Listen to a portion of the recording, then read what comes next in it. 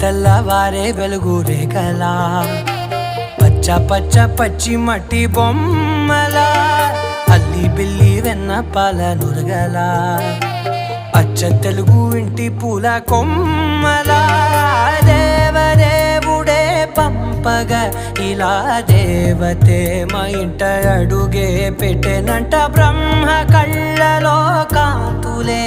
మా అమ్మలా మా కోసం మళ్ళీ లాలి పాడేనంట.